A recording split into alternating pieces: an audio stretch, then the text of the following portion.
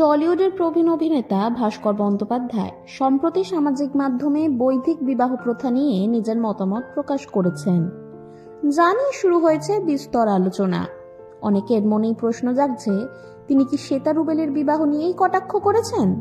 সম্প্রতি ভাস্কর বন্দ্যোপাধ্যায় নিজের ফেসবুক প্রোফাইলে বিবাহ প্রথা নিয়ে একটি দীর্ঘ পোস্ট লেখেন। তার মতে, বিবাহ শুধুমাত্র একটি সামাজিক রীতি নয়, এটি একটি সনাতনী সংস্কার যা যুগ যুগ ধরে প্রচলিত রয়েছে। ভাস্কর বন্দ্যোপাধ্যায় লেখেন, আমরা খুব দ্রুত এ কোথায় নামছি নাকি উঠছি। বিবাহ আমাদের একটি সনাতনী প্রথা, একটা সংস্কার, ছোটবেলা থেকে দেখে আসছি। সেটা এখন একটা প্রহসনে রূপান্তরিত হয়েছে। এখন বিবাহ একটা মজা। কি সব বৈদিক মত, তার থেকেও বড় হচ্ছে বিবাহ নিয়ে বেলেল্লেপনা হচ্ছে। বর নাচতে নাচতে বিয়ে করতে আসছে, কোনে বেহায়ার মতো অঙ্গভঙ্গি করছে। অভিনেতার মতে, বর্তমান সময়ে বিবাহ যেন কেবলমাত্র বিনোদনের অংশ হয়ে উঠেছে। তিনি লিখেছেন, কোনে আই লাভ ইউ বলে লাফালাফি করছে, একে অপরকে চুম্বন করছে, বাবা মা তালে তাল দিচ্ছে, মেহেন্দি হচ্ছে, সঙ্গীত হচ্ছে।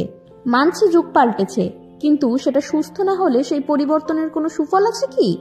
এটাই প্রমাণ করার চেষ্টা চলছে যে নারী পুরুষ সমান, কিন্তু পুরুষ কি মা হতে পারবে নাকি নারী বাবা হতে পারবে, এইটা প্রমাণ করতে গিয়ে সংসারটা রসাতলে যাচ্ছেও খুব দ্রুত।